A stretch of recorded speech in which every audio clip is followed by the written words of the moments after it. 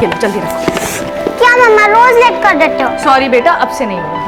चलो bye bye bye bye मम्मा bye. Bye. क्या कविता, तू भी ना रोज 20-20 मिनट लेट आती है और यहाँ नाश्ते और डब्बे के लिए सबका तांडव शुरू हो जाता है। अब मैं भी क्या करूँ ना दीदी, ये बस है ना, ये रोज देर से आती है, इसलिए मैं भी लेट हो जाती हूँ। तू ना ये रोज रोज का एक ही बहाना बनाना छोड़ दे, बस रोज रोज लेट नहीं होती है। रीटा, मैं चलता हूँ। अरे बिना नाश्ता किए कहाँ चल दिए? एक सेकंड रुकिए। अरे ऐसे कैसे जा रहे हैं? अरे रीटा, मैं पहले ही बहुत लेट हो गया, मुझे 10:30 बजे तक पूना पहुंचना है। 10:30 बजे सप्लायर को टाइम दे रखा है, आज बहुत कुछ सेटल करना है, फिर रात को घर भी तो वापस आना है। इतना सब कुछ बिना नाश्ता किए करेंगे क्या? जाके हाथ धोइए, मैं 2 मिनट में नाश्ता लगा रही हूँ। अरे रीटा सुनो तो सुनो। चाय। अरे बाबा आराम से खाओ, इतनी भी क्या जल्दी है?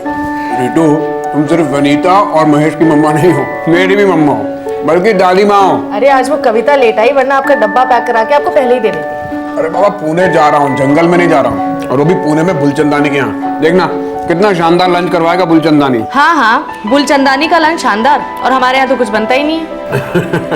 अच्छा बताओ, डिनर में क्या बना रही है? शाही मुर्ग बिरयानी और खोपोली से वड़ा पाव खा के बिल्कुल मत आना। अच्छा बाबा, नहीं आऊंगा बस। लो, शरद का फोन है, पक्का वड़ा पाव के बारे में पूछेगा। हाँ शरद। अरे नहीं भाई, वड़ा पाव का प्रोग्राम कैंसिल, हाई कमांड का ऑर्डर है कि डिनर घर पर ही होगा। ठीक है यार। अच्छा सुन मुकेश, खोपोली से वड़ा पाव नहीं, लेकिन कम से कम लोनावाला से चिक्की जरूर लेकर आना। भैया हमारी हाई कमांड सुनीता जी का फरमान है। हाँ ले आऊंगा।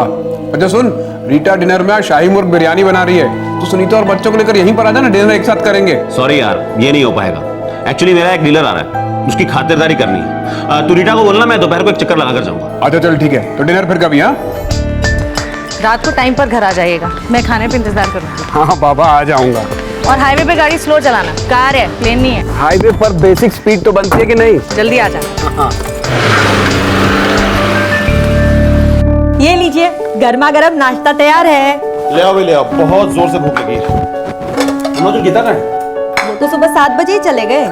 मैं जब रात को घर आता हूँ तो बच्चे सो रहे होते हैं, और जब बच्चे सुबह स्कूल चले जाते हैं तब मैं सोता रहता हूँ। क्या करें, आपकी जिंदगी कुछ ऐसी हो गई है। मैं थक गया हूँ इस 10 से 12 की जिंदगी से। सोचता हूँ रमेश को दुकान सौंप दूं और दिन में 2-4 घंटे के लिए दुकान पर जाऊँ। एक काम कीजिए ना, इस संडे प्लीज छुट्टी लीजिए, हम लोग सब पिकनिक जाते हैं। मैं रीटा और मुकेश को भी बुला लेती हूँ, बच्चे बहुत एंजॉय करेंगे। आइडिया बुरा नहीं है, कोशिश करता हूँ छुट्टी लेने की। उल्लासनगर थाना डिस्ट्रिक्ट, महाराष्ट्र। 2 परिवार एक खुशहाल जिंदगी बसर कर रहे थे। 4 नवंबर 2011 को इन दोनों परिवारों पर एक कहर टूट पड़ा। दहशत और डर की काली घटाओं ने इन्हें घेर लिया। शायद एक ऐसी दस्तक थी जिसके बारे में इन्होंने कभी सोचा भी नहीं था, या फिर ये दस्तक इतनी धीमी थी कि सुनाई ही नहीं दी, मानो किसी ने पीठ पे छुरा भोंक दिया। अचानक एक सुखी परिवार बर्बादी के कगार पर पहुंच गया।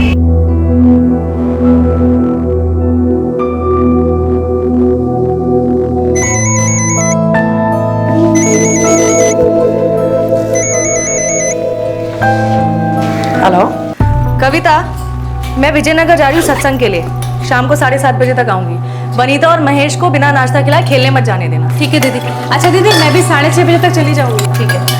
अच्छा सुन, मैं अपनी चाबी अपने साथ ले जा रही हूँ, वनीता को बोलना एक चाबी अपने साथ रख। ठीक है।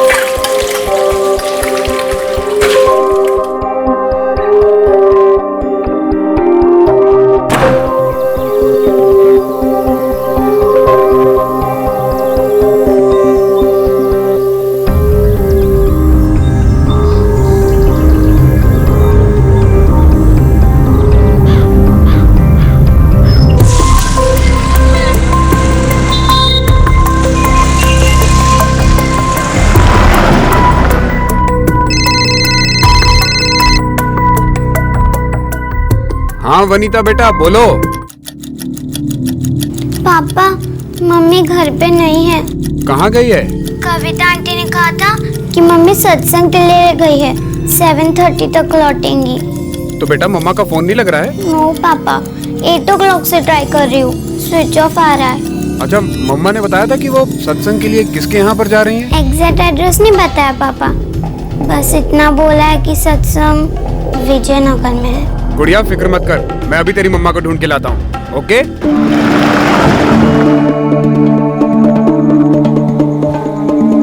आपके द्वारा डायल किया गया नंबर आपके साथ स्विच ऑफ है।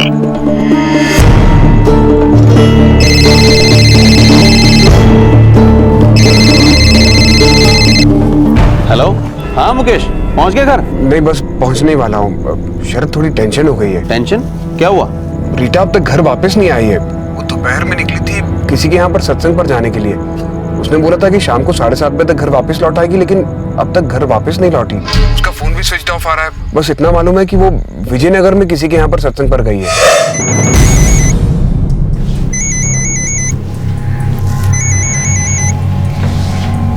हेलो, उसने तुझसे कुछ कहा था क्या कि वो किसके यहाँ पर सत्संग पर जा रही है? मुझसे तो कुछ नहीं कहा और मैंने पूछा भी नहीं। अच्छा तो एक काम करना, वो विजयनगर वाले मनसुखानी के यहाँ फोन करके देख लेना। एक काम करना, तू फोन करके बात कर ले।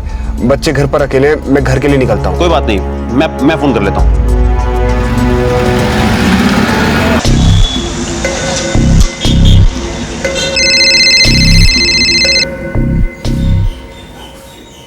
हेलो। हेलो, रंजना जी, शरद मनसुखानी बोल रहा हूँ। जी शरद जी, क्या बात है?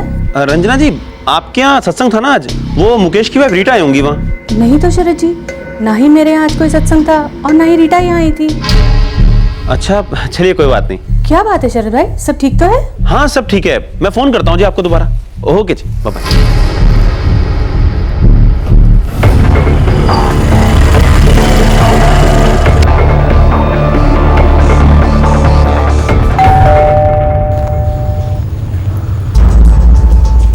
जी जी, ओके ओके, थैंक्स। कुछ पता चला क्या? रीटा अपनी किसी भी फ्रेंड के यहाँ पर नहीं है और उसके किसी भी फ्रेंड को इस सत्संग के बारे में मालूम ही नहीं है। रीटा का फोन भी स्विच ऑफ आ रहा है। तूने अपनी वो सर्वेंट कविता उससे पूछा? हाँ, वो तो 6:30 बजे ही घर लौट गई थी। रीटा ने उससे कहा था कि वो विजयनगर में किसी के यहाँ सत्संग पर जा रही है और रात को 7:30 बजे तक घर वापस लौट आएगी। ये बात तो उसने मुझसे भी कही थी। मुझे तो बहुत टेंशन हो रही है। अगर कोई प्रॉब्लम होता तो रीटा कम से कम फोन तो करती ना। पापा, मम्मी डेंजर में होगी, कुछ कीजिए ना पापा। हाँ बेटा।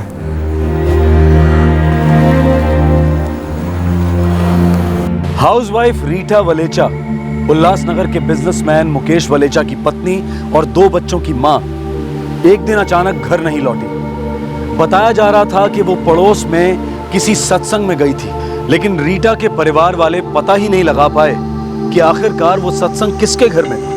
अब रीटा का पति मुकेश, उसका दोस्त शरद और दोनों परिवार रीटा को लेकर बेहद परेशान हो गए। उन्हें डर था कि जरूर कुछ बुरा हुआ है। खतरे की दस्तक गूंज रही थी।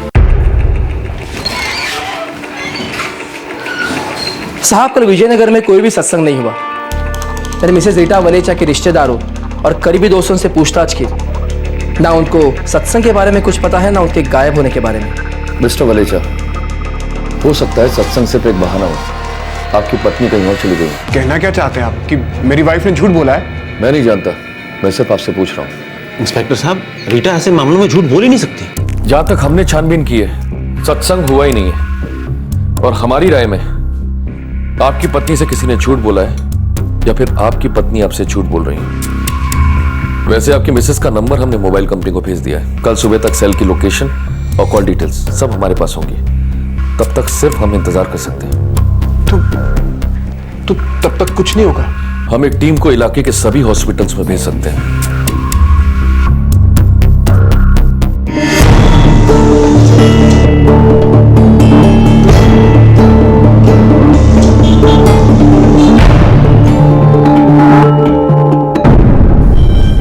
वनीता, बेटा सोने की कोशिश तो करो, नींद आ जाएगी। कैसे सो सकूंगी सुनीता आंटी? मम्मा को लेकर बहुत टेंशन हो रही है। बेटा टेंशन नहीं लेते, मम्मा कहीं नहीं गई है, आ जाएंगी मम्मा बेटा। यार शरद, मेरी समझ में कुछ नहीं आ रहा है। या मुकेश, ऐसा भी तो हो सकता है कि रीटा सत्संग के लिए उल्लासनगर नहीं कहीं और गई हो। मतलब नौकरानी ने कुछ गलत सुना। हाँ, हो सकता है, पर उसे वहां से वापस तो लौटना चाहिए था ना। इतनी रात हो गई है, एक कॉल तक नहीं किया। माना कि उसका फोन बिगड़ गया होगा, पर वो किसी और के फोन से कॉल तो कर सकती थी। मैं तुझे डराना नहीं चाहता हूं, लेकिन हो सकता है कि रीटा किसी सीरियस लफड़े में फंस गई हो। क्या हो सकता है शरद?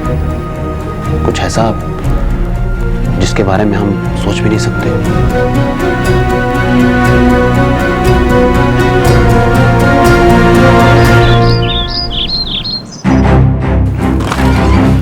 सर, रीटा के सेलफोन पर आखिरी कॉल मुकेश के दोस्त शरद के सेलफोन से आया था। ये तो शरद ने खुद कहा था कि उसने रीटा को फोन किया था। और रीटा के नंबर का लास्ट लोकेशन था खड़ावली।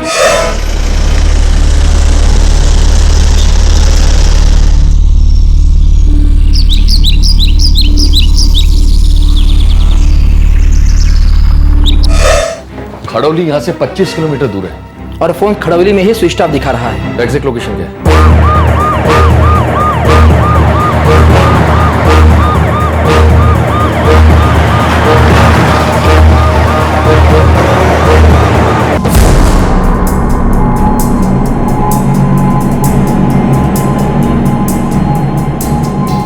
साहब, मिसेस रीटा के सेल की लोकेशन यहाँ से 2 किलोमीटर की रेडियस में है और सबसे नजदीक कस्बा 1 किलोमीटर दूरी पर है। सकपाल एक गृहिणी जो 2 बच्चों की माँ है, अपनी नौकरानी और अपने पति के दोस्त को झूठ क्यों बोलेगी कि वो किसी सत्संग में गई थी, हालांकि आई वो इस जंगल में? क्या इरादा हो सकता है? इरादा तो गलत ही लगता है साहब।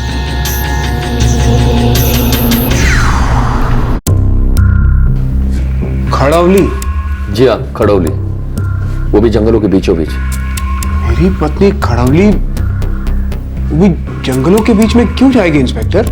हम भी वही पता लगाने की कोशिश कर रहे हैं। इंस्पेक्टर साहब, आपको कहीं कोई गलतफहमी तो नहीं है? मिस्टर दिनेश, सेलफोन टावर से आई हुई इंफॉर्मेशन आज तक कभी गलत नहीं हुई। आपको पक्का याद है कि रीटा जी ने आपको फोन पर सत्संगी कहा था? कुछ और तो नहीं कहा था ना? इंस्पेक्टर साहब, जब उसने अपनी नौकरानी कविता से यही बात कही है तो मुझसे कुछ और क्यों कहेगी? कहीं आप लोग ये तो नहीं सोच रहे कि मैं झूठ बोल रहा हूँ? तो आपने रीटा को फोन क्यों किया था? इंस्पेक्टर साहब, मैं और मुकेश 20 साल से दोस्त हैं, फैमिली फ्रेंड्स हैं, रिश्तेदारों से भी बढ़कर। मुकेश जब भी आउट ऑफ टाउन जाता है, मैं रीटा को फोन करता हूँ, बच्चों को भी फोन करता हूँ, उनका हालचाल पूछने के लिए, उनको सिक्योर फील कराने के लिए। कहीं आप लोग मुझ पर शक तो नहीं कर रहे? हम किसी पर शक नहीं कर रहे, पर हाँ, हमें एक बात का शक जरूर है कि रीटा सत्संग में गई नहीं। आपकी पत्नी आपसे कुछ छुपा रही थी। कोई ऐसी बात है जो आपने हमें नहीं बताई हो? आप घुमा फिरा कर क्या कहना चाह रहे हैं इंस्पेक्टर? आपकी पत्नी को किसी तरीके का स्ट्रेस था, कोई बात उन्हें खाई जा रही थी। Bye bye bye. मैं खाने पे इंतजार करूँगा। हाँ बाबा, आ जाऊंगा। चलो। जल्दी आ जाना। नहीं तो हमारे बीच सब कुछ नॉर्मल था। जिस दिन आप पुणे के लिए निकले, क्या वो डिस्टर्ब थे? हमारी एक हैप्पी फैमिली है इंस्पेक्टर। आपकी पत्नी को कोई ना कोई परेशानी जरूर थी और शायद इसलिए वो बाहर किसी से मिलने गई और उनके साथ कुछ किया गया। क्या किया गया? किडनैपिंग। आप कुछ भी बोल रहे हैं इंस्पेक्टर। कोई रीटा को किडनैप क्यों करेगा? और अगर किडनैप किया होता तो फिर फिरौती की मांग क्यों नहीं आई अब तक? हमें भी अजीब लग रहा है। कोई भी कॉल नहीं आई फिरौती के लिए अभी तक। हम तहकीकात कर रहे हैं और इस केस की तह तक जाएंगे, क्योंकि हमें मालूम है कुछ ना कुछ है जो अटपटा है। 2 दिन बीत चुके थे और रीटा वलेचा की कोई खबर नहीं थी। ऐसा लग रहा था कि मानो रीटा हवा हो गई थी। उसके पति और उसके बच्चों के लिए यह बेहद मुश्किल खड़ी थी। वो लोग शॉक में थे और एक्सेप्ट ही नहीं कर पा रहे थे कि रीटा उनकी जिंदगी से एकदम गायब हो गई थी। तो बेटा, तुम्हारा टिफिन आ गया। बेटा वनीता, महेश, तुम लोगों की मम्मी बहुत जल्दी आएगी। मैंने कल ही पूजा करवाई थी, जरूर आएगी। वनीता, महेश, बेटा बुरा वक्त हर एक की जिंदगी में आता है, पर ऐसे बुरे वक्त में हमें बहादुर बनना है, मम्मी की तरह। मम्मी अभी जिस भी हाल में वो बहादुरी से सामना कर रही होगी। पर पापा, मम्मी कहाँ है? कहाँ गई है वो? और क्यों गई है? पापा, मम्मी हमें छोड़कर क्यों चली गई? नहीं बेटा, मम्मी हमें छोड़ के नहीं गई है। मम्मी किसी मुश्किल में है, पर पता नहीं क्यों मम्मी हमें बता नहीं रही है। आ जाएगी बेटा, आ जाएगी। चलो स्कूल जाओ। हाँ,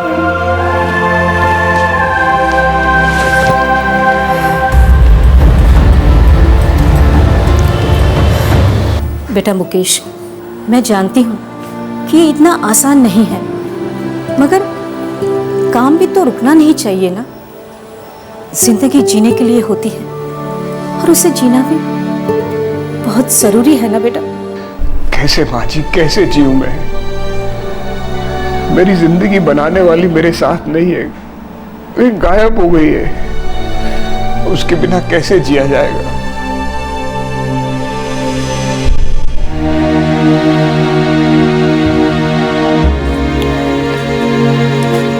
यार शरद, सब कुछ ब्लैंक सा लग रहा है यार।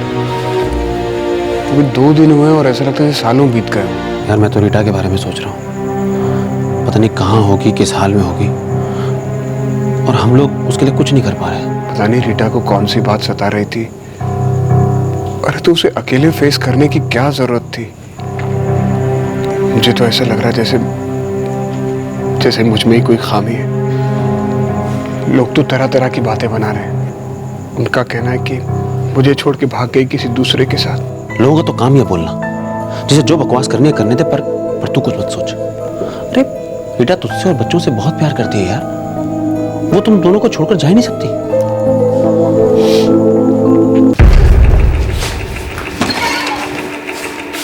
सर, उस दिन मुकेश सच में पुणे में था, हमने पता किया है।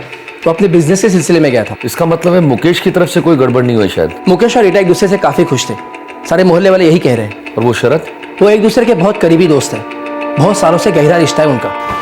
अगर वो औरत खुश थी, उसके साथ सब कुछ सही था, तो अपने घर वालों को झूठ बोलकर क्यों निकले? वो कविता उनकी नौकरानी, उसके बैकग्राउंड के बारे में भी पता किया। ईमानदार है, पिछले 6 साल से उनके घर में काम कर रही है। वैसे भी रीटा के गायब होने से उस नौकरानी को क्या फायदा हो सकता है?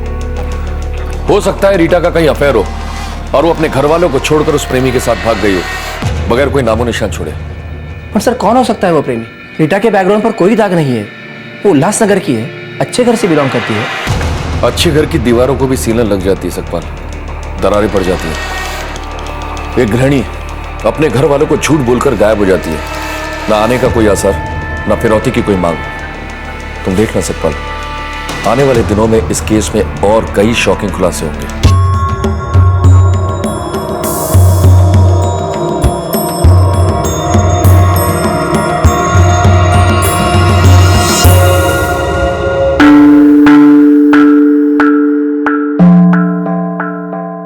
आप इस पर्ची पर रीटा का बर्थ डेट लिख दीजिए।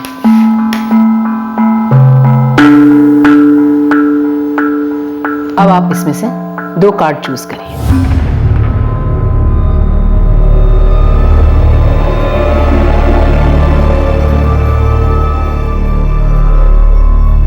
आपकी बीवी आपके पास बहुत जल्द लौट आएगी। कहाँ से लौट आएगी मैम? बहुत दूर नहीं है, पास है, आसपास है, कहीं लौटेगी। पर वो मुझे छोड़कर गई क्यों? आप अपनी पत्नी से बहुत प्यार करते हैं, है ना? अपनी जान से भी ज्यादा। उस पर भरोसा रखिए, वो आपको छोड़कर कहीं नहीं गई है, वो बस गई है, आएगी। इत्मीनान से आप घर जाइए।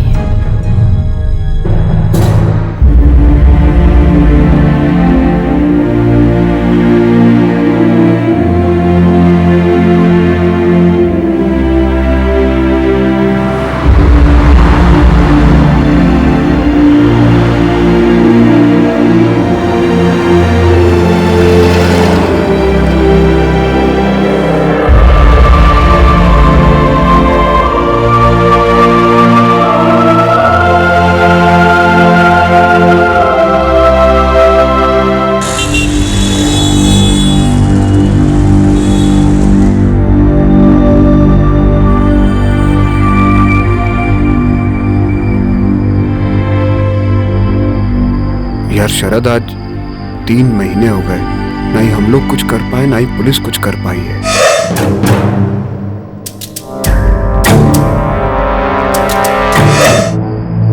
मुकेश, यार मैं सोचना तो नहीं चाहता, लेकिन मुझे कभी कभी ऐसा लगता है कि...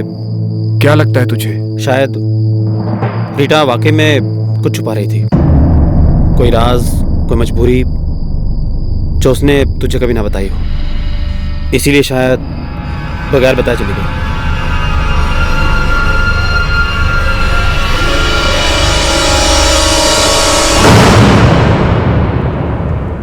दिन हफ्ते बन गए थे और हफ्ते अब महीने।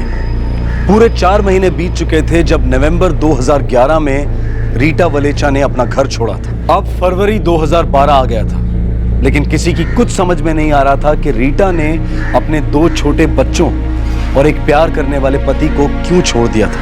पुलिस अपनी तरफ से भी इस केस के डेड एंड पर पहुंच गई थी और फिर अचानक पुलिस के हाथ एक सुराग लगा जिसने इस केस का पहला पन्ना पलटा।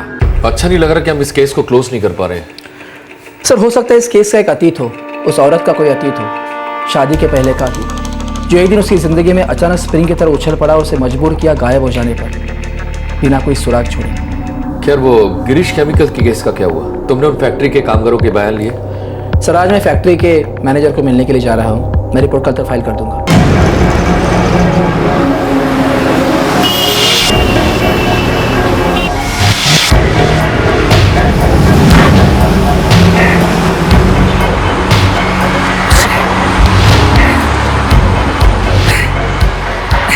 सर लगता है स्टार्टर में प्रॉब्लम है। देखना यहाँ पे कोई मैकेनिक है क्या? सर आगे एक है, खड़ावली जाने के रास्ते पर।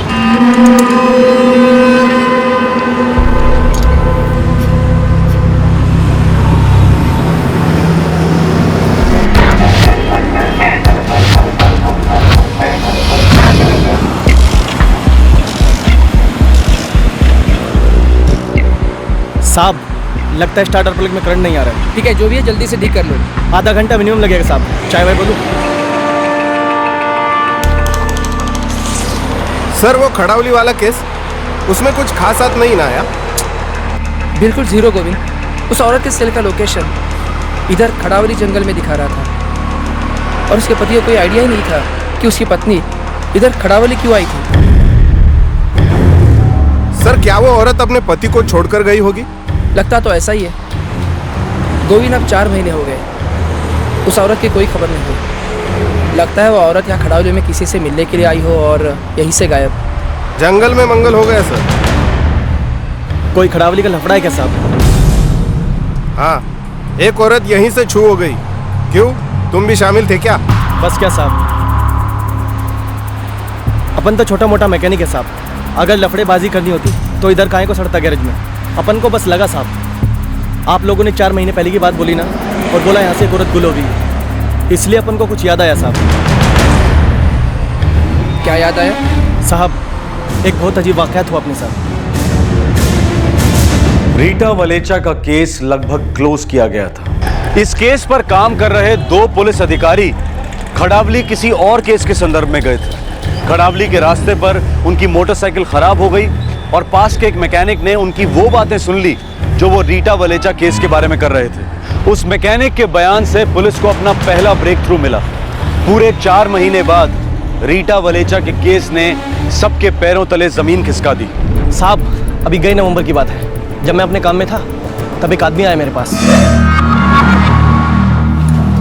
ए सुन, गाड़ी स्टार्ट नहीं हो रही है, कुछ प्रॉब्लम है, देख सकता है क्या? कौन सी गाड़ी है सेठ? मारुति इको है। अपन तो बाइक का मैकेनिक है साहब, 4 पहिए की गाड़ी पर कभी हाथ साफ नहीं किया। गाड़ी स्टार्ट नहीं हो रही है, पास ही में है, चलकर देख ले। लेके जाऊंगा और वापस छोड़ भी दूंगा, पैसे भी अच्छे दूंगा। ट्राई करता हूँ साहब, पर पूरे 500 लूंगा। चल दिए, जल्दी कर। चला चलो।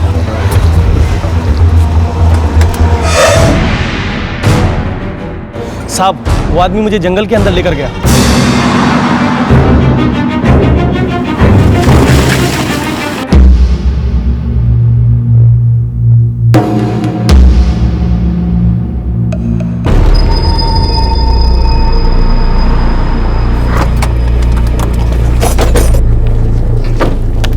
ये रही कार, देख क्या कर सकता है।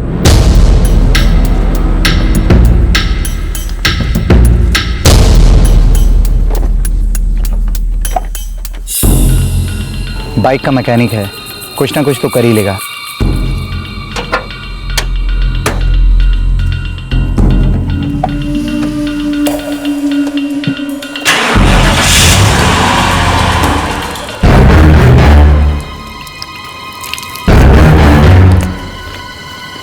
हो गया?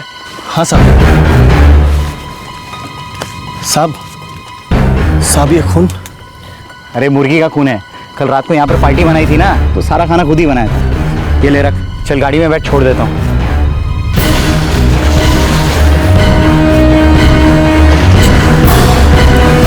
साहब अपन को तो फुल टू डाउट था कि वो झूठ बोल रहा था। तो मुर्गी का खून कैसे हो सकता है साहब? ना ही आसपास वहाँ कोई हड्डी थी और ना ही मुर्गी के पंख। ये पक्का गए नवंबर की बात है, 2011। नवंबर तो पक्का था साहब, पर तारीख याद नहीं। पर हाँ, गाड़ी का नंबर याद रहा साहब मेरे को।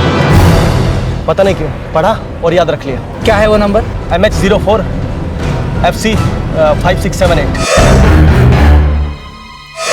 सकपाल, हमें इस मैकेनिक की बातों को सीरियसली लेना चाहिए। ओए सर, रीटा के सेलफोन का लास्ट लोकेशन था खड़ौली के जंगल में, वो भी नवंबर में। क्या ये मैकेनिक जानता है उसे कौन ले गया था? वो चेहरे से जानता है, नाम से नहीं, पर कहता है देखेगा तो पहचान लेगा। और उन दोनों को भी, जो जंगल में सफेद मारुति इको के पास थे।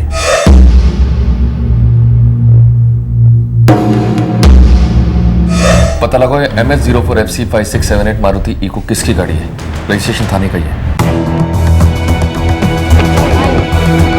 अच्छा, ये गाड़ी आपने नवंबर में खरीदी, राइट? हाँ सर, नवंबर सेकंड वीक में खरीदी थी। सेकंड हैंड गाड़ी है सर। किससे खरीदी? सर ऐसा क्यों पूछ रहे हैं, कुछ लफड़ा पड़ा है क्या सर? किससे खरीदी?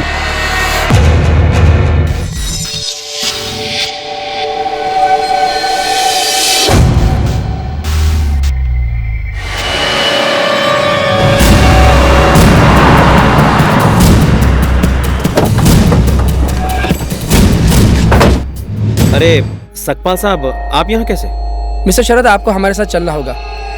रीटा वलेचा के केस में कुछ मूवमेंट हुई है। मूवमेंट? कैसी मूवमेंट?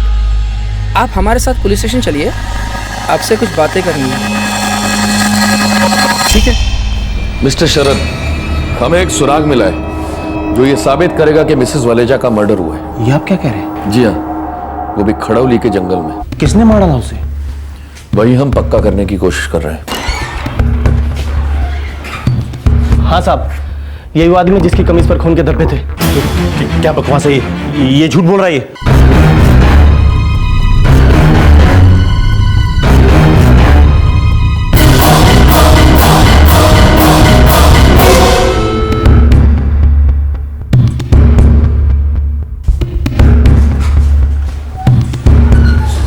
मिस्टर शरद, हमारे पास गवाह है जिसने आपको खड़ौली के जंगल में देखा था और उसने आपको। बकवास है, ये आदमी बकवास कर रहा है, मनगढ़ंत बातें बना रहा है। तो आप बताएंगे, रीटा वलेजा के गायब होने के 2 दिन बाद ही आपने मारुति इको अपनी क्यों बेची? वो तो मैं बहुत अरसे से बेचने की सोच रहा था। नवंबर में जब हमारे पास ये केस आया था, तब हमें पति पत्नी के बीच अनबन का शक था, तो हमने पति के फोन रिकॉर्ड चेक कराए, लेकिन आपके फोन रिकॉर्ड चेक कराने रह गए थे। अगर आपके फोन रिकॉर्ड चेक करते ना, तो आज आप जेल में होते मिस्टर शरद।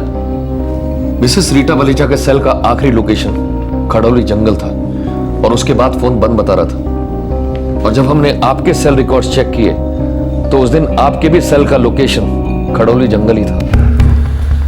अब आप मना नहीं कर सकते कि मिसेस वलेजा के गायब होने में आपका हाथ नहीं है। सारे सबूत आपके खिलाफ है। मिसेस रीटा वलेचा का मर्डर आपने ही किया मिस्टर शरद।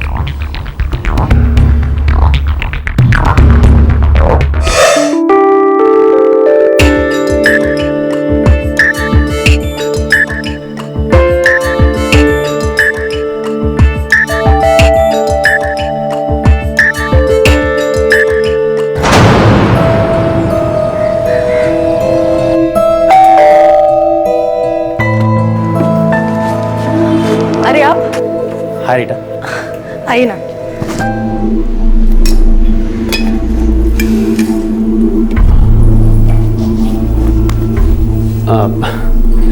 आज नौकरानी नहीं आई तुम्हारी?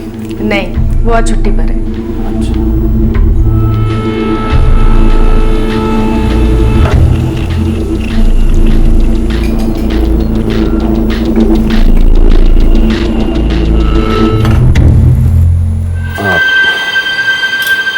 वो कल तुम मुझे इस तरह से देख रही थी तो मुझे लगा कि।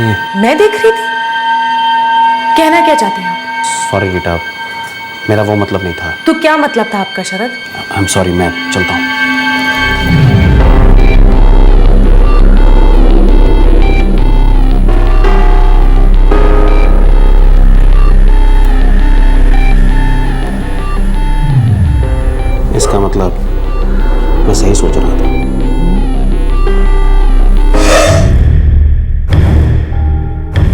सबसे अच्छे दोस्त के पीठ पीछे उसकी पत्नी के साथ तुम्हारा अफेयर चल रहा था, कितने सालों से?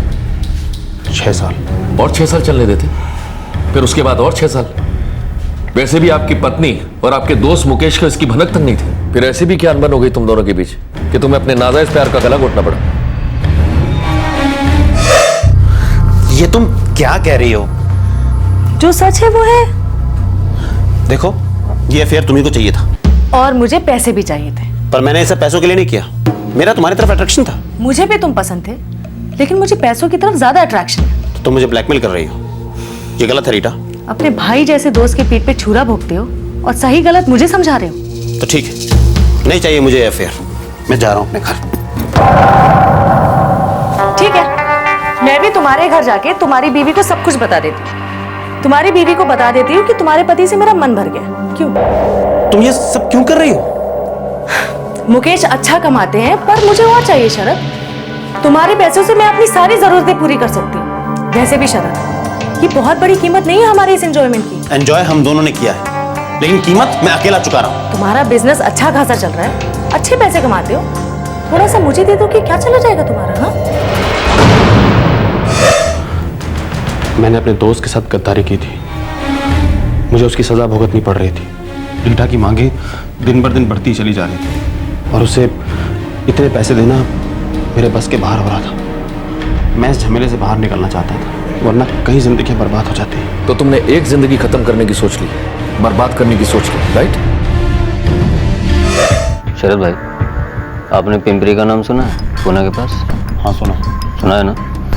तो बस वहाँ के किसी भी भाई से पूछना, सब यही बोलेंगे कि संजय अपने काम में माहिर है। कितना लोगे? 1 पेटी। 1 लाख में पूरा काम हो जाएगा? समझ लो, हो गया सेट। मुझे पहले से ही पता था कि 4 नवंबर को मुकेश पूना जाने वाला है और उसी दिन मुझे रीटा को पैसे देने थे। मैंने सोच लिया था यही मौका है अपने प्लान को अंजाम देने का।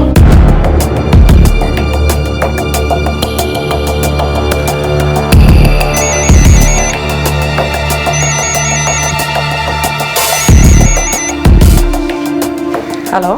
सुनो, मैं आज नहीं आ पाऊंगा, दुकान में बहुत काम है। तो क्या मैं ये मान लूं कि तुम मुझे पैसे देना बंद कर रहे हो? ऐसा कुछ नहीं है।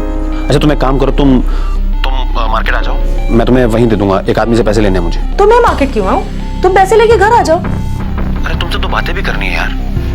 पहले पैसे लेके घर आ जाओ, फिर 2 क्या 4 बातें कर लेंगे। जो बात मुझे तुमसे करनी है वो घर पर नहीं हो सकती। क्यों? थोड़ा तो भरोसा रखो मुझ पर। हाँ, इतना कुछ शेयर किया हमने एक दूसरे के साथ। ठीक है, तो मैं मार्केट आ जाती हूँ। वैसे एक बात बोलो शरद। हाँ बोलो। जब तुम इस तरह लाचार होके चिल्लाते हो ना, तो मुझे बहुत मजा आता है। मानो मेरी उंगलियों पे नाच रहे हो। मुझे इस पावर प्ले में ना बहुत मजा आ रहा है शरद, सच।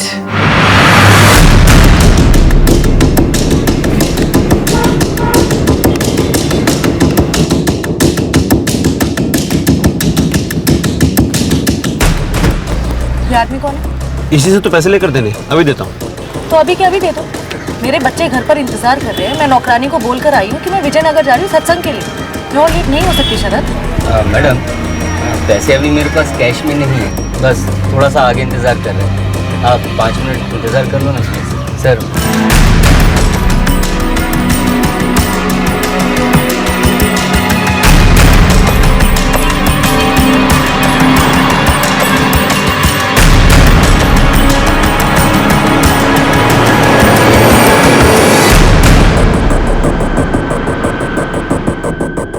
वैसे इस जंगल में तुम नीचे तो उतरो, सब नजर आ जाएंगे।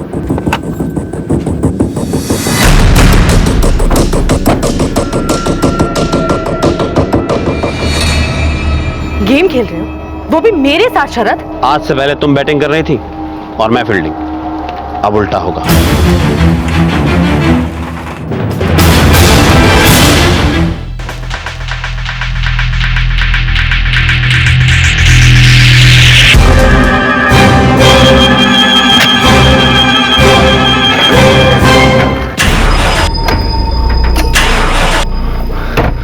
माँ क्या गाड़ी स्टार्ट नहीं हो रही यहाँ, लेकिन इस इलाके में मैकेनिक कैसे मिलेगा? मुझे नहीं मालूम।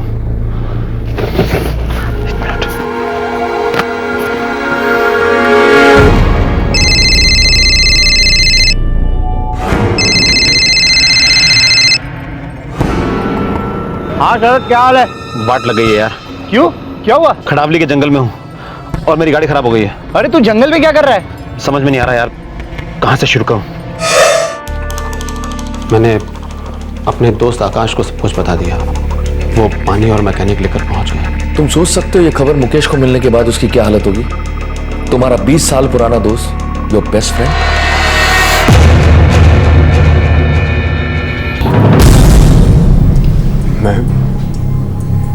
मैं नहीं मानता। हिम्मत कीजिए मुकेश जी, ये सच है।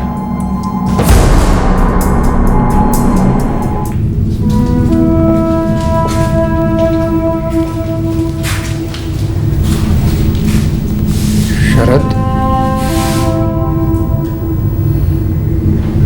मेरा सबसे अच्छा दोस्त था तू। पिछले 6 साल से चल रहा था ये सब। मैं तुझसे अपनी हर बात शेयर किया करता था। भाई था तू मेरा। क्यों शरद, क्यों?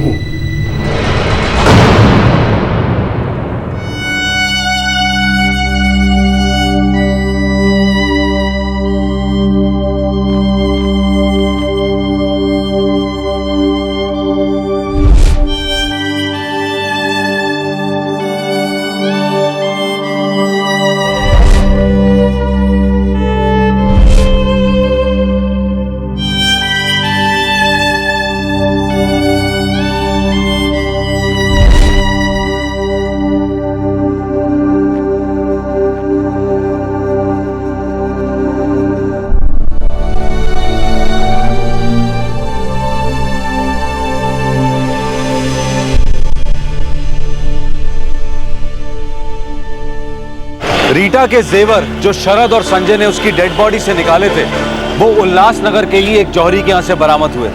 शरद ने वो जेवर वहां पर गिरवी रखे थे। मुकेश और उसके बच्चे अब भी शौक में हैं। उन्हें यकीन नहीं हो रहा है कि रीटा शरद के साथ अफेयर करने के साथ साथ उसे ब्लैकमेल भी कर रही थी, जिसकी वजह से शरद ने उसकी जान ले ली।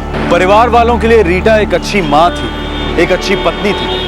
उसकी पर्सनालिटी का ये रूप उसके पति और उसके बच्चों के लिए हमेशा एक राज बनकर रहेगा। रीटा अब इस दुनिया में नहीं है। फिलहाल इस केस के बारे में जो भी जानकारी है वो शरद के नजरिए से है। पुलिस सब इंस्पेक्टर की मोटरसाइकिल का बिगड़ना, इत्तफाकन उन्हें उस मैकेनिक का मिलना और फिर रीटा वलेचा के गुमशुदा होने का रहस्य खुलना, ये सारे इत्तेफाक बार बार यही कहते हैं कि सामने वाला जुर्म को छुपाने की लाख कोशिश कर ले, लेकिन सुराग कहीं ना कहीं से इंसाफ के दरवाजे पर दस्तक देते ही हैं। ये बहुत शॉकिंग केस है। एक तरफ ये केस खौफनाक है और दूसरी तरफ इस केस पर विश्वास करना बहुत मुश्किल हो रहा है। शादीशुदा होने के बावजूद किसी और को चाहना या अफेयर करना, ये शायद तब से चला आ रहा है जब इंसानों के बीच शादियों की प्रथा शुरू हुई थी। हमारे आज के एपिसोड की दूसरी कहानी।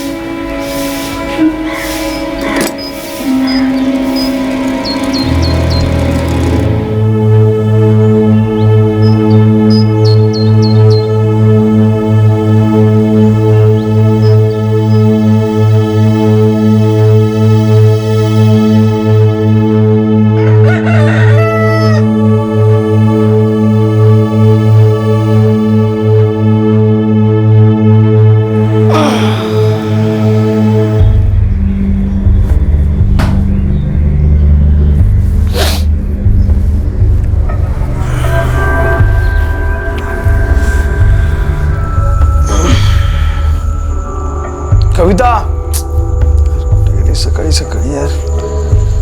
कविता,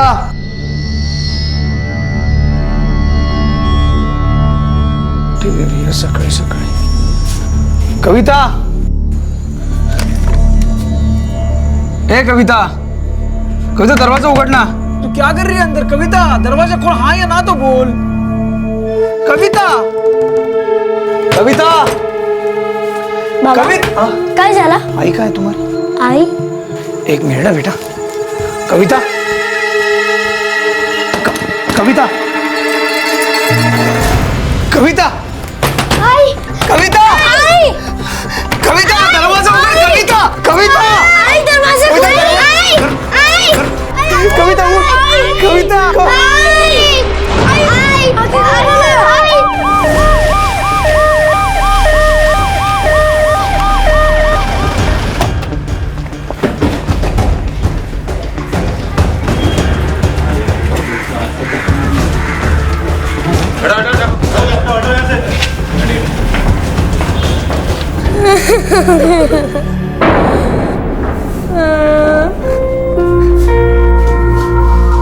कब हुआ?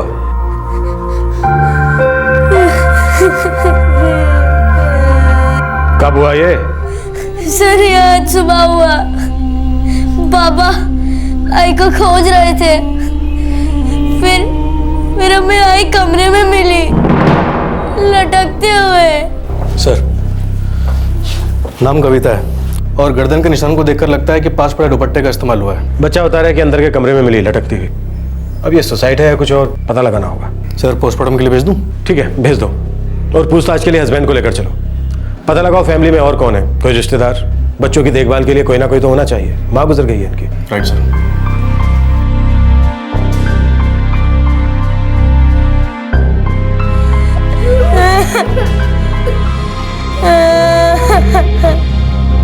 सत्ताईस वर्षीय हाउसवाइफ कविता, 2 छोटे बच्चों की मां, एक सुबह अपने ही घर के एक कमरे में पंखे से लटकी पाई गई। बच्चे शौक में चले गए थे, पति स्तब्ध रह गया था, एक घर उजड़ गया था। घर को घर बनाने वाली गृहिणी हमेशा के लिए घर को छोड़कर चली गई थी। क्यों? क्या यह आत्महत्या थी या फिर दाल में कुछ काला था? कारण जो भी हो, पुलिस को इस क्यों का जवाब ढूंढना था। उस दस्तक को पहचानना था जो कविता की मौत दे गई थी। और जाहिर सी बात है कि सबसे पहला शक था कविता के पति गिरीश पर। तुम्हारे खामोश रहने से तुम्हारे छोटे छोटे बच्चों की बात बोल नहीं पड़ेगी गिरीश। वो जा चुकी है और हमें पता लगाना है क्यों। क्या उसने अपनी जान ली? क्या तुमने उसे सुसाइड करने के लिए मजबूर किया या फिर तुमने ही उसकी हत्या कर डाली? तुम्हारी पत्नी कविता के साथ क्या हुआ था गिरीश? जवाब दो। आपका दामाद हमारी कस्टडी में है पर मुंह नहीं खोल रहा, पूरी तरह से खामोश। ऐसी खामोशी या तो कोई शातिर अपराधी अपनाता है या फिर पूरी तरह से टूटा हुआ इंसान। पवन, तुम लड़की के भाई हो, हमें बताओ कि दोनों के बीच कैसा रिश्ता था? कोई सॉलिड टेंशन जिससे निकलने के लिए कविता ने सुसाइड का रास्ता चुना? सर, वो गिरीश के साथ बहुत खुश थी। कम से कम हमें तो ऐसा ही लगा था।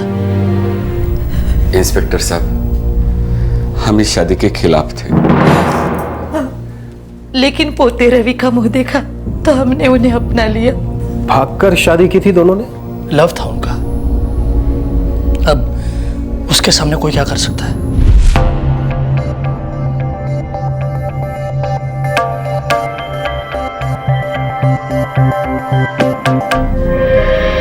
हे वक्त कविता, आज तो अगर इस घर से निकल गई ना तो मैं समझूंगा मेरी कोई बेटी थी ही नहीं। बाबा, बाबा शांत डोके विचार कर। वो लड़का तेरे लायक है ही नहीं। जात अलग, सब कुछ अलग। अरे वहां तेरी वाट लग जाएगी। दादा, माझं त्याच्यावर प्रेम है और वो भी मुझसे बहुत प्यार करता है। आई बहुत खुश रहेंगे हम। तो तुझे सिर्फ अपनी खुशी की पड़ी है ना? चलो कोई बात नहीं, पण कविता ऐकून घे। शादियां सिर्फ 2 लोगों के बीच नहीं होती, 2 परिवारों के बीच होती है। जब तेरा परिवार होगा ना, तुझे हम सबकी जरूरत पड़ेगी। शादी का भार सिर्फ पति पत्नी नहीं उठा सकते बेटा। आई उठा लेंगे, हम दोनों उठा लेंगे। गिरीश मुझसे बहुत प्यार करता है। हाँ, और हमने आज तक तुझसे कभी प्यार ही नहीं किया, है ना? जिद्दी थी, अकड़ थी उसमें, सुनने को तैयार ही नहीं थी। बस सामान लिया और निकल गए घर से। क्या शादी नाकाम थी? बहुत झगड़े होते थे दोनों के बीच? कोई मारपीट? नहीं सर, एक्चुअली वही तो ताज्जुब की बात है। वो दोनों एकदम खुश रहते थे।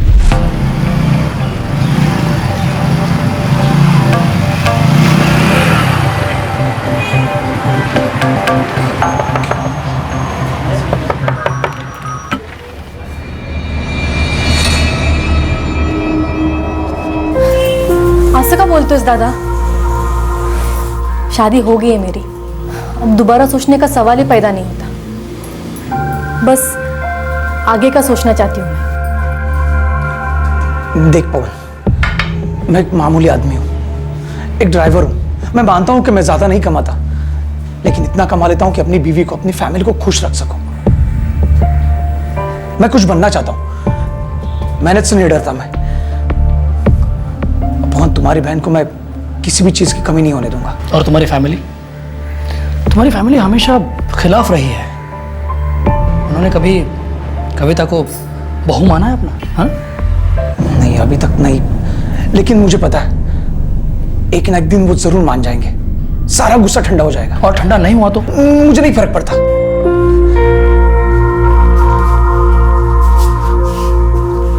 और मैं वादा करता हूं,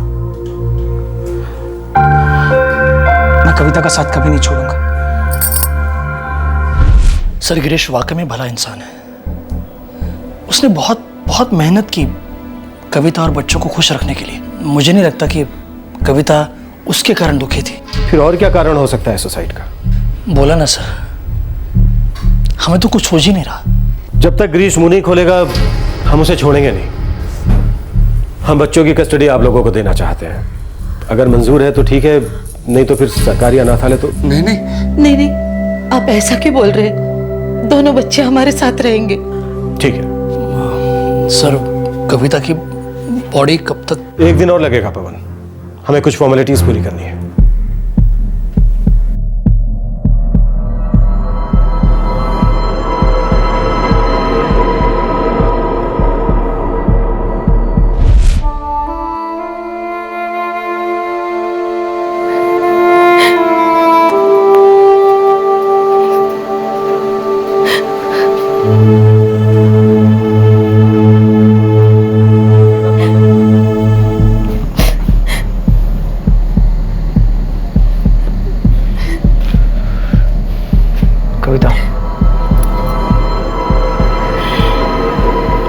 सो जो पहला, रात बहुत हो चुकी है। मुझे नहीं सोना है और मुझे बात भी नहीं करनी। प्लीज मुझे कुछ टाइम के लिए अकेला छोड़ दो।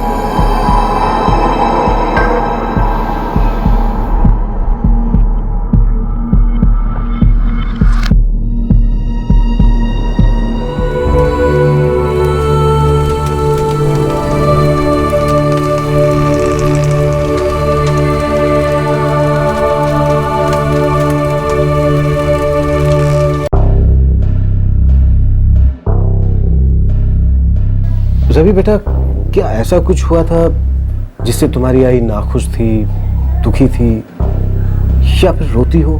मुझे नहीं पता। कभी तुमसे कुछ बोला नहीं, या तुम्हारे सामने ऐसी कोई बात हुई हो? नहीं। आई के जाने के पहली रात को कुछ ऐसा हुआ था जिससे तुम्हारी आई को बुरा लगा हो, गुस्सा आया हो, कुछ भी?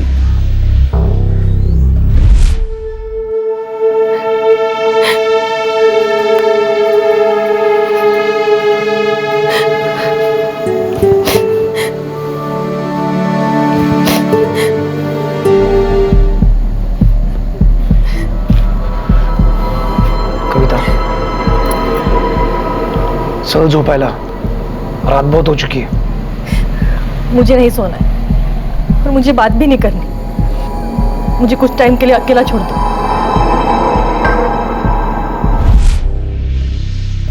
बेटा, आई रो क्यों रही थी? मुझे नहीं पता। पवन, कविता किसी बात को लेकर दुखी थी, शायद डिप्रेस थी। सर, ये मैं पहली बार सुन रहा हूँ। शायद ऐसा कुछ जो उसने किसी को नहीं बताया, जो सिर्फ गिरीश को मालूम था, और अब वो हमें बताने से इनकार कर रहा है। झगड़ा वो तो कभी नहीं सुना साहब, और यहाँ चाली में तो किसी को छींक भी आए तो सुनाई देता है। भला पति एकदम मेहनती, कोई ऐसा वैसा कभी कुछ था ही नहीं, और बच्चे भी पढ़ाई में होशियार। एक गिरीश ड्राइवर है? जी हाँ, किसी ट्रैवल एजेंसी में काम करता है। कविता ने कभी आपके साथ कोई घर की परेशानी बांटी होगी, कुछ पति के साथ अनबन वगैरह कुछ तो हुआ होगा? नहीं साहब, वैसे एकदम ज्यादा गहरी दोस्ती वोस्ती तो नहीं थी, पर दिन में 3 बार जरूर मिलते थे। 2 बार बच्चों के बस स्टॉप पर और 1 बार शाम को सब्जी लेते वक्त। ऐसा आड़ा टेढ़ा तो कभी उसके मुंह से कुछ सुना ही नहीं।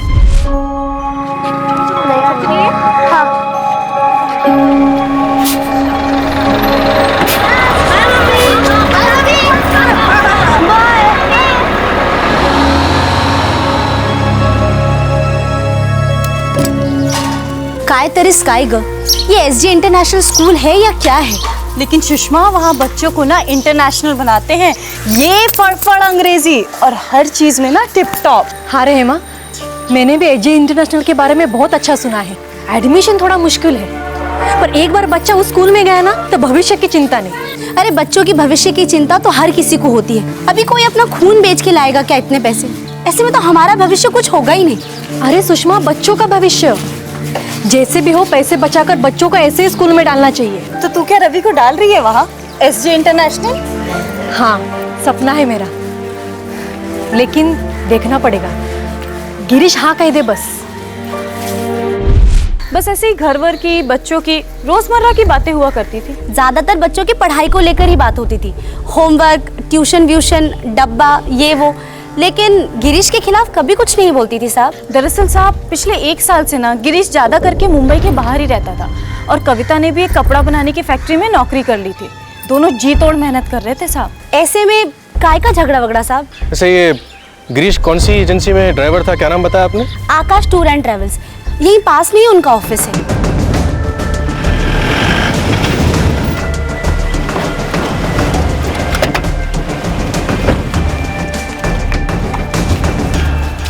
जी हाँ इंस्पेक्टर, गिरीश पिछले 8 साल से हमारी कंपनी में ही काम कर रहा है। उसकी शादी से भी पहले से है वो यहाँ, और बहुत ही अच्छा ड्राइवर है। हमारे लगभग हर रेगुलर कस्टमर उसी की डिमांड करते हैं। पिछले 1 साल से काफी आउट ऑफ मुंबई ड्यूटी होती थी उसकी। जी हाँ, पहले तो वो इनसाइड सिटी ही गाड़ी ड्राइव करता था, लेकिन पिछले 1 साल से ओवरनाइट ट्रिप भी कर रहा है। ऐसा क्यों अचानक 1 साल से?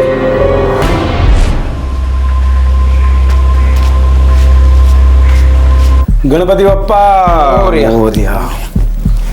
देखिए गिरीश, ड्यूटी देने में तो मुझे कोई प्रॉब्लम नहीं है। मैं जानता हूँ कि तुम मस्त ड्राइवर है, कहीं भी फिट हो जाएगा। लेकिन अचानक तू ये आउट ऑफ स्टेशन की ड्यूटी करना क्यों चाहता है? क्या हुआ भाई, अपनी बीवी से पक गया है क्या? नहीं साहब, ऐसी बात नहीं है। वो क्या है ना साहब, मेरी बीवी है ना कविता, उसकी इच्छा है, बोले तो एक सपना है कि वो अपने बड़े बेटा रवि है ना हमारा बेटा, उसको वो हाईफाई स्कूल में भेजना चाहती है। उन्हें अभी वाला जो स्कूल है वो अच्छा है, खराब नहीं है, लेकिन हर एक माँ का सपना होता है ना साहब कि अपने बेटे को सबसे एकदम बेस्ट से बेस्ट दे।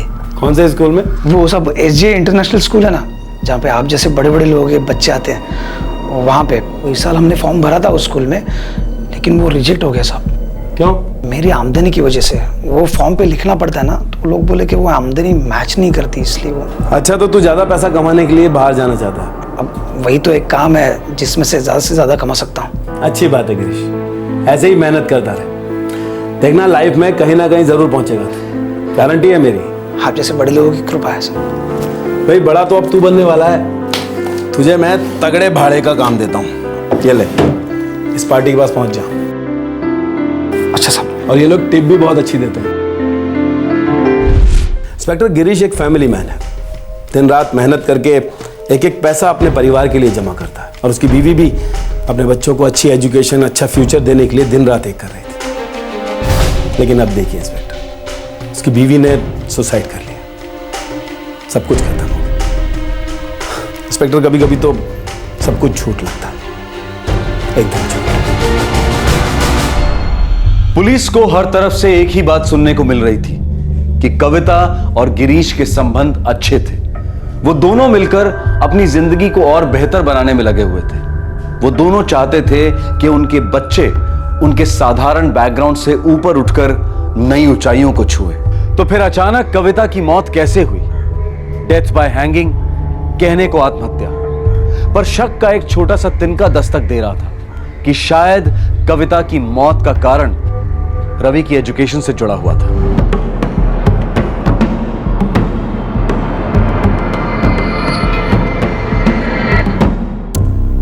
सर दोबारा कोशिश की, लेकिन मुंह पे ताला लगा के बैठा है गिरीश।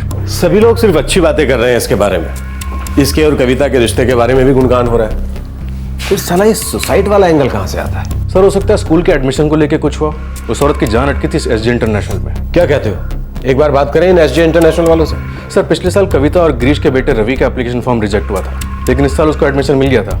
और कविता के पड़ोसन सुषमा, उसकी बेटी भी उसी स्कूल में एडमिट हुई थी, लेकिन रवि ने ज्वाइन नहीं किया। अब ये पता नहीं क्यों।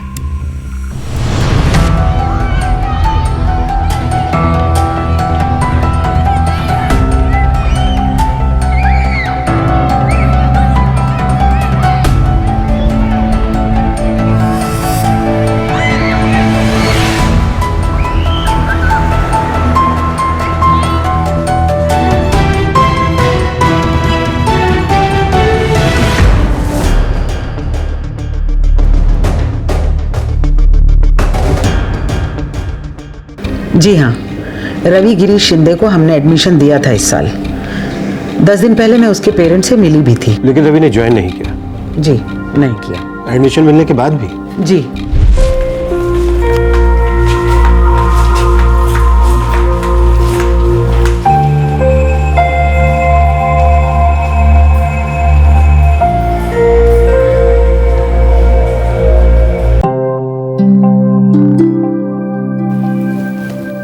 रवि, तुम्हारा फर्स्ट स्टैंडर्ड का रिजल्ट एक्सीलेंट है। तुम्हारा रिपोर्ट कार्ड कहता है कि तुम ऑलराउंडर हो। वेरी गुड बेटा, कीप इट अप। वाकई हमारा रवि बहुत होशियार है, सारा होमवर्क अपने आप ही कर लेता है।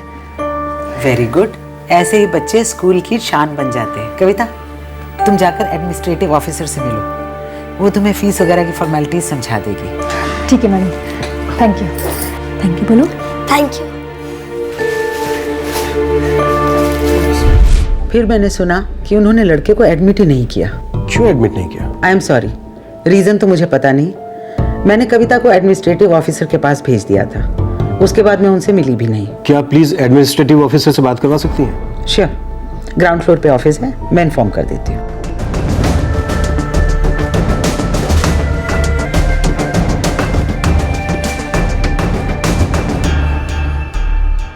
जी हाँ ऑफिसर, रवि शिंदे के पेरेंट्स आए थे यहाँ पर फॉर्म भरने के लिए और फीस पे करने के लिए। पर उन्होंने रवि को दाखिल नहीं किया? जी हाँ, दाखिल नहीं किया। आपको ये 2 फॉर्म भरने होंगे और ये शीट फीस स्ट्रक्चर की है। फॉर्म भरने से पहले पढ़ लीजिएगा। धन्यवाद। वो लौटे नहीं? नहीं लौटे, लेकिन 10 मिनट बाद लौटे। मैडम बोलिए, कुछ मदद चाहिए फॉर्म भरने में? हाँ, बैठिए। ये जो नीचे 45,000 लिखा है वो? राइट, 45,000। वो मतलब पूरे साल की फी है वो? नहीं, एडमिशन फीस है। देखिए, हर महीने की फीस 9,000 है, जिसे आप क्वार्टरली, हाफ ईयरली या एक ही बार में पूरा पे कर सकते हैं। वो बस का अलग से है? जी हाँ, स्कूल बस की फीस अलग है, 1500 मंथली। आपको एक बस नंबर अलॉट किया जाएगा और जो बस आपके घर के पास से गुजरती होगी वही रवि की स्कूल बस होगी। उसके अलावा 5,000 रुपए स्टडी मटेरियल के। 5,000? जी हाँ, हमारा करिकुलम यूनिक है ना, इसलिए। यूनिक मतलब? हम बच्चों के हर एक लेसन के नोट्स देते हैं, वर्कशीट्स देते हैं। काफी अलग है हमारा सिस्टम।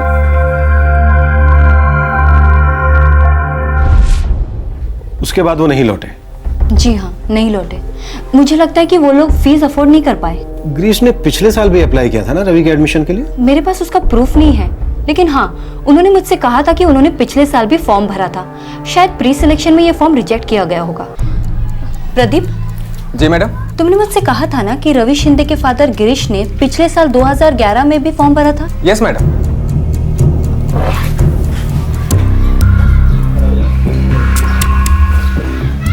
क्या उसका एप्लीकेशन रिजेक्ट हुआ था 2011 में? जी सर। क्यों? सर वो एप्लीकेशन फॉर्म कैटेगरी की रिक्वायरमेंट पूरी नहीं कर पा रहा था, इसके लिए वो रिजेक्ट हो गया।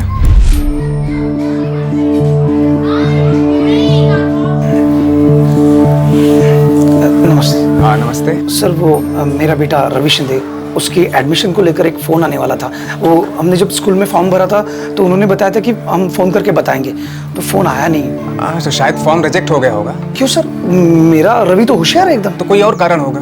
और मैं जान सकता हूँ? मैं चेक करके बताता हूँ।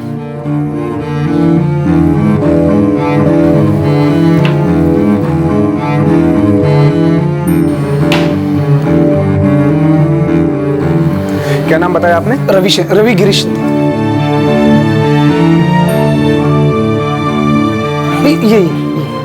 ये बेटा।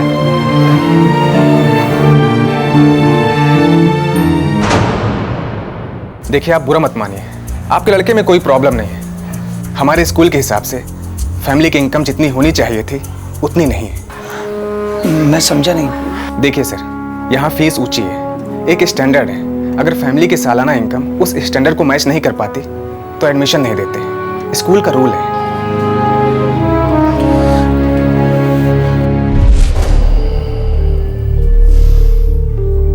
Thank you. पिछले साल एडमिशन लो इनकम की वजह से नहीं मिली उन्हें, और इस साल माँ बाप ने खून पसीना एक किया ताकि सालाना इनकम का लेवल बढ़े, स्टैंडर्ड को मैच करे। हाँ, लेकिन इसके बावजूद भी उन्होंने एडमिशन नहीं ली क्योंकि यहाँ की फीस बहुत ज़्यादा थी। मंगेश, हमारा बोलना तो नहीं बनता है, पर जाहिर सी बात है जिस तबके को ये बिलोंग करते थे ये स्कूल वो अफोर्ड नहीं कर पाते। हाँ सर, और ये बात भी उनको समझ में आ गई, इसलिए उन्होंने एडमिशन नहीं लिया। पर क्या ये सुसाइड का कारण हो सकता है?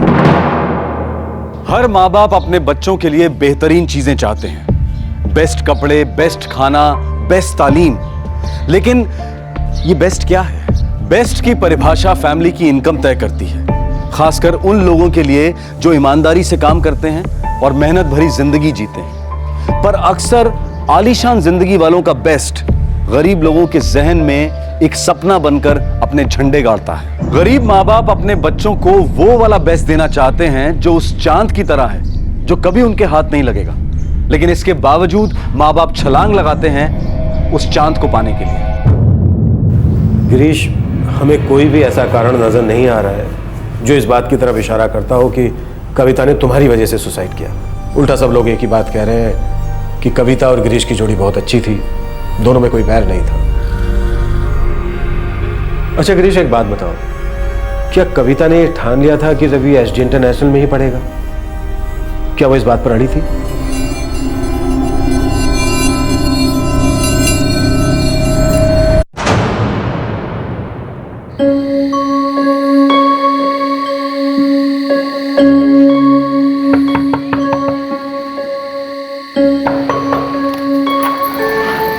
आलात तुम्ही? अरे अरे आओ आओ पढ़। बाबा, हाँ बोलो ना चुप रहने के लिए, मैं पढ़ रहा हूँ। तो क्या सोचा आपने? काय ग कविता, तू क्यों चेंज करना चाहती है रवि का स्कूल? जहाँ पे वो पढ़ रहा है वो अच्छा है ना। गिरीश, एसजे इंटरनेशनल सबसे अच्छा स्कूल है, वहाँ के टीचर सबसे अच्छे हैं। वहाँ पे जो बच्चे आते हैं ना, एक से एक बड़े घरों में से आते हैं। तुम्हें नहीं लगता हमारे रवि को वहाँ पढ़ना चाहिए? मान्य है भाई, मतलब खरज मान्य है, लेकिन हमें अपने बारे में सोचना चाहिए ना। वो स्कूल हमें परवड़ता है नहीं परवड़ता है वो भी सोचना चाहिए। अपनी चद्दर जितनी लंबी है ना उतनी हमें पैर फैलानी चाहिए। खाली फोकट चद्दर लंबी करने में क्या फायदा है? क्यों? हम अपनी चद्दर खींचकर बड़ा नहीं कर सकते? गिरीश, हम अपना खर्चा कम करेंगे, बहुत मेहनत करेंगे। मुझे साड़ी जेवर कुछ नहीं चाहिए, मुझे सिर्फ अपने बच्चों के लिए एक सीढ़ी चाहिए जिससे वो उस मकाम तक पहुंच सकते हैं जहां तक सिर्फ हम देख सकते हैं। गिरीश, वो स्कूल में वो एडमिशन फॉर्म की नोटिस लगी है, मैंने स्कूल के गेट पे देखा। धन्य है भाई तुझे। खाएगा कर, तू रोज जाती है वहां पर स्कूल को बाहर से देखने के लिए? वो मैं सब्जी मार्केट से आ रही थी ना, तो स्कूल रास्ते में होता है। पर पता है, वो हमेशा मुझसे कहता है कि रवि को यहाँ भेजो, रवि को यहाँ भेजो। रवि का भविष्य यहाँ ही है। वो स्कूल तेरे से बात भी करने लगा। वो कल फॉर्म लेके आना। हाँ हाँ हाँ हाँ।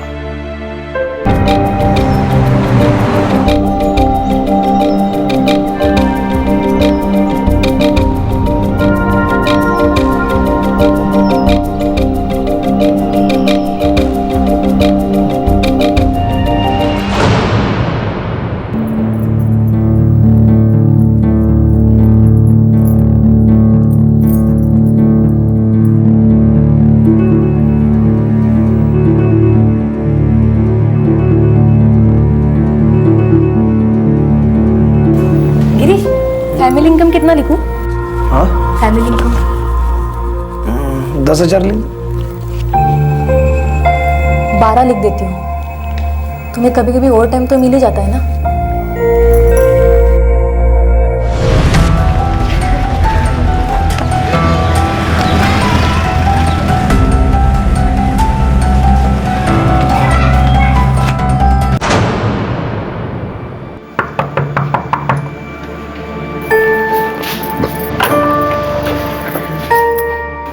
स्कूल उन्होंने कॉल किया? नहीं केला। नाही केला? अरे अजून कसं नाही केला? 1 हफ्ता हो गया, एडमिशन अभी खत्म हो गए होंगे। अरे उन्होंने बोला है कॉल करेंगे करके। आप कल जाकर चेक करके क्यों नहीं आते? अरे क्या चेक करना, उन्होंने बोला है ना कॉल करेंगे करके। तू भी कविता ना क्या? तो नहीं ना? नहीं गिरीश, मुझे कोई भी रिस्क नहीं लेना है। आप कल ही जाइए स्कूल और पता करके आइए कि उन्होंने कॉल क्यों नहीं किया।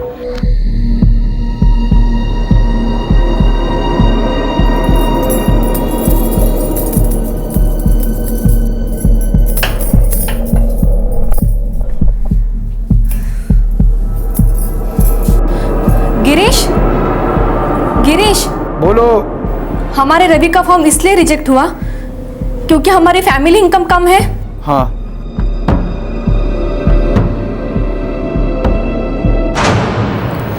कविता, वो स्कूल में अपने बस की बात नहीं है, नहीं परवड़ेगा हमें। चलो कोई बात नहीं, स्कूल वालों ने समझा दिया। मतलब जब तक हमारी आमदनी बढ़ेगी नहीं तब तक हम अपने बच्चों को अच्छी शिक्षा नहीं दे सकते, ऐसा ही है ना? ऐसा ही है कविता, अपनी आमदनी बढ़ कर कितनी बढ़ सकती है? अरे मामूली ड्राइवर हूं मैं, कोई ऑफिसर बिजनेस वाला नहीं हूं। सुन, वैसा स्कूल वैसी जिंदगी अपने लिए नहीं है कविता, और होगी भी नहीं। जब तक हम वैसे बनने की इच्छा नहीं रखेंगे ना, और इच्छा पूरी करने की कोशिश नहीं करेंगे ना, होगी भी नहीं। काय म्हणायचंय तुला? गिरीश, हमारी आमदनी बढ़ानी होगी। कैसे? मैं नौकरी कर लूंगी, तुम भी अपनी सेठ को बोल दो कि ज्यादा काम दे, आमदनी बढ़ानी है। गिरीश, हम हाथ पैर मारेंगे, बच्चों के लिए सब कुछ करेंगे। कविता, अपना रवि जिस स्कूल में पढ़ रहा है ना अभी, वहीं पढ़कर वो आगे जा सकता है। अरे होशियार है अपना बच्चा। इसीलिए उसे वैसे स्कूल में होना चाहिए। और देखना गिरीश, रवि उसी स्कूल में जाएगा, हमारे सारे सपने पूरे होंगे। अरे वो सुषमा अपनी बेटी को उस स्कूल में डाल रही है, तो हम क्यों नहीं? आपस में प्यार करने वाला एक पति पत्नी का जोड़ा, बच्चों से बेहद प्रेम करने वाला एक जोड़ा, बच्चों के भविष्य के बारे में गहरी चिंता करने वाला जोड़ा। पर मां की महत्वाकांक्षा आमदनी की असलियत से बड़ी थी। उसका समझदार पति बच्चों से उतना ही प्रेम करने वाला पिता यह जानता था कि जो उनके पास था वो बुरा नहीं था, और जो उसकी पत्नी चाहती थी वो उनकी ताकत के बाहर था। लेकिन फिर भी गिरीश और कविता उस पहाड़ को चढ़ने निकल पड़े जिसकी चोटी पर उनके सपनों का चांद था।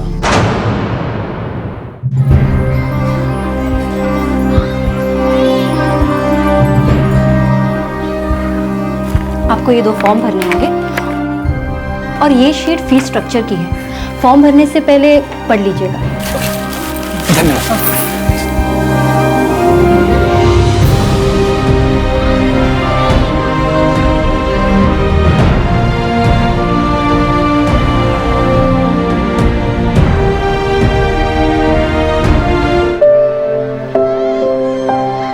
गिरीश, देखो ना रवि कितना खुश लग रहा है। देखो ना रवि। फीस बघ कविता, फीस बघ या शाळेची, कैसे भर पाएंगे इतनी फी?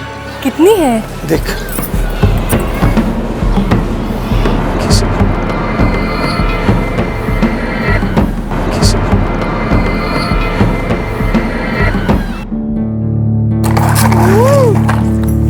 रवि दादा, आज का स्कूल कैसा था? अच्छा था। आई, रवि दादा जिस स्कूल में जाएंगे मैं भी उस स्कूल में जाऊंगा। अरे अभी तू नर्सरी में है, पहले ABCD तो सीख लेना उसे। क्यों, उस स्कूल में ABCD नहीं सिखाते?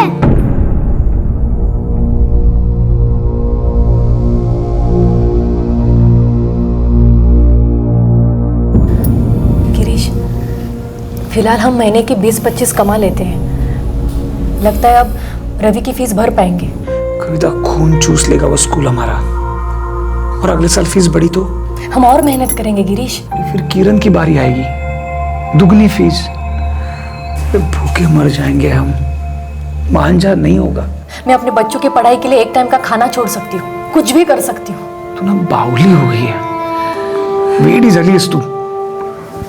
वो स्कूल की चकाचौंध बिल्डिंग ने, वो हाईफाई बातों ने, वो सब माहौल ने ना तेरे को वश कर लिया है। और तुम देख के आंखें मोड़ रहे हो ना? तुमने देखा नहीं क्या कितनी अच्छी फैसिलिटीज है वहां पे? वो यूनिफॉर्म, वो किताबें, वो स्कूल बस, और बच्चों के चेहरे के ऊपर का वो तेज। अरे सबसे ज्यादा तेज मेरे बच्चे के चेहरे पे है, वहां गए बिना। अपना रवि अभी जिस स्कूल में पढ़ता है वो अगर अच्छा नहीं होता तो अपना बच्चा इतना होशियार होता? सोच, होता? गिरीश, मैंने वहां के क्लासरूम्स देखे, झांक कर देखे मैंने। एयर कंडीशन है, वो दीवारों में लगी हुई चीजें, तुम्हें पता है पूरा एक फ्लोर कंप्यूटर के लिए, हर एक बच्चे के लिए एक कंप्यूटर। कपड़ मजा आई, उसकी अलग से फीस तो होगी, वो कहां से भरेंगे? जाग जा, जाग जा। सुषमा और उसके पति की आमदनी हमसे ज्यादा है क्या? फिर भी वो अपनी बेटी को उस स्कूल में डाल ही रही है ना। कुछ नहीं, मेरा रवि उसी स्कूल में जाएगा बस। देख कविता, दूसरों से तुलना करना बंद कर, समझी ना? हमें अपनी अच्छी जिंदगी जीनी है। मुझे ऐसा कोई बोझ नहीं उठाना है जिसके नीचे दबकर हम मर जाए और बोझ मेरे बच्चों को बाद में उठाना पड़े।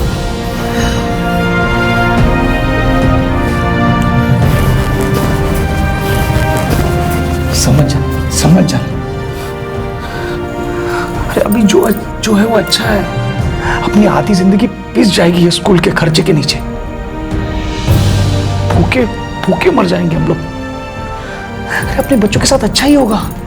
उनको खुशी रखना है तो दूसरे तरीके से रखेंगे। उनको जो चाहिए वो सब देंगे। बस ये एक स्कूल की बात, ये स्कूल का खर्चा हम नहीं परवड़ेगा। मतलब अपना रवि उस स्कूल में नहीं जाएगा? नहीं जाएगा। अब मैं बुरा हूं ना तो ठीक है, मैं हूं बुरा। समझदारी से काम ले। अब सो जा, बच्चों को कल स्कूल जाना है।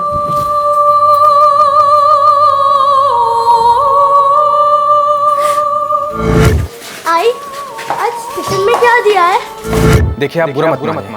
आपके लड़के में कोई प्रॉब्लम नहीं। हमारे स्कूल के हिसाब से फैमिली की इनकम जितनी होनी चाहिए थी उतनी नहीं। बोलो ना, ये क्या है?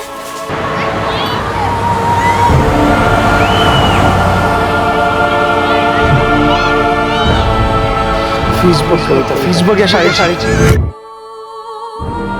कविता खून चूस लेगा वो स्कूल हमारा। मतलब अपना रवि उस स्कूल में नहीं जाएगा। हमारे रवि का फॉर्म इसलिए रिजेक्ट हुआ क्योंकि हमारी फैमिली इनकम कम है। हाँ। अरे कविता, क्या हुआ? रवि का एडमिशन हो गया क्या एसजे इंटरनेशनल स्कूल में? सुना तुमने एडमिशन लिया ही नहीं। क्यों नहीं लिया? वो मैं बाद में बताती हूँ। चलो।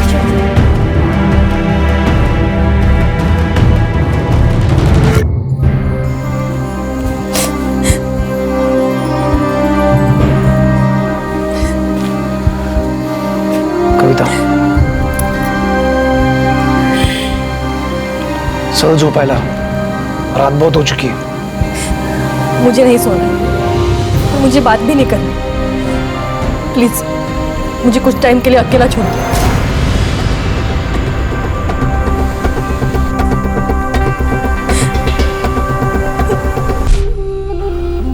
मैंने कभी सोचा भी नहीं था कि मेरी बीवी, मेरी कविता ऐसा कदम उठाए।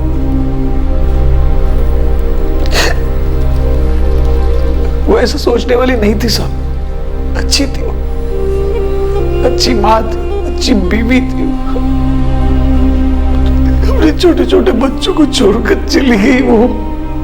जरा भी नहीं सोच। अब चाहे मैं बच्चों को एसजे इंटरनेशनल स्कूल भेजूं या अमेरिका, उनको क्या याद रहेगा? क्या याद रहेगा उनको? फांसी पे लटकती हुई अपनी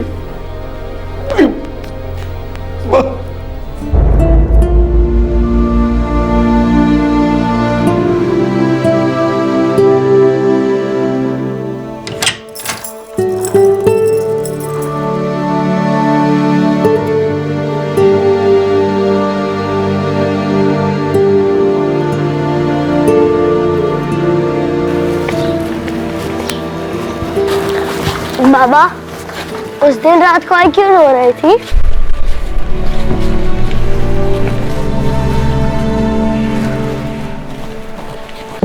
गिरीश और कविता का बड़ा बेटा रवि अब गिरीश के साथ रहता है और छोटे बेटे किरण की देखभाल कविता के माँ बाप कर रहे हैं। दोनों बच्चे अपनी माँ को खोने के सदमे से धीरे धीरे बाहर निकल रहे हैं। पर गिरीश शायद जिंदगी भर उस क्यों का जवाब ढूंढता रहेगा। एक माँ का अपने बच्चों के लिए बेस्ट चाहना कभी गलत नहीं हो सकता, लेकिन उस चाहत को पूरा करने में अपनी जिंदगी दांव पर लगा देना, यह शायद सही नहीं है। उसी तरह से महंगी चीज अफोर्ड ना कर पाने पर सस्ती चीज से अपनी इच्छा पूरी करना कॉम्प्रोमाइज नहीं, समझदारी है। बेहद दुख की बात है कि एक माँ को अपने बच्चे के लिए अच्छी तालीम के सपने देखने पड़े, जबकि वो तालीम उस बच्चे को हक से मिलनी चाहिए थी। माना कि कविता ने एक्सट्रीम कदम उठाया, लेकिन कविता की ये निराशा, ये फ्रस्ट्रेशन एक दस्तक है कि हमारे देश की बढ़ती इकोनॉमिक ग्रोथ के साथ साथ सामाजिक असमानता भी बढ़ रही है, और कविता की मौत आने वाले कल की एक झलक है। अच्छा स्कूल क्या है? मोटी फीस, शानदार इमारत, बड़े प्लेग्राउंड्स, एयर कंडीशन क्लासरूम वगैरह वगैरह, क्या ये सब मापदंड हैं अच्छे स्कूल का? बेशक ये सारी सुविधाएं स्कूल को बच्चे के लिए और उससे ज्यादा माँ बाप के लिए बेहद आकर्षित बनाती हैं, पर सवाल ये उठता है कि ऐसी सुविधाएं बाकी के स्कूल्स में क्यों नहीं है? क्या अच्छी तालीम एक ऑप्शनल चीज है? जिस तरह से मिलिट्री देश को बाहरी आक्रमण से बचाती है, उसी तरह से कंपलसरी और एक समान फ्री एजुकेशन देश को अंदर से मजबूत बनाती है। एजुकेशन को बिजनेस समझना देश की सुरक्षा और भविष्य दोनों को खतरे में डालने के बराबर है।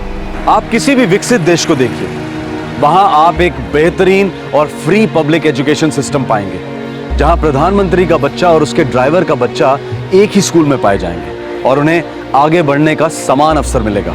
अच्छी एजुकेशन कोई कीमती ड्रेस, फैंसी कार या 5 स्टार डिनर नहीं है। ये एक लाइफ सेविंग दवाई है जिस पर हर बच्चे का संवैधानिक अधिकार होना चाहिए। इस तरह के और भी एपिसोड देखने के लिए हमारे चैनल को सब्सक्राइब करें और बेल आइकन दबाना ना भूलें।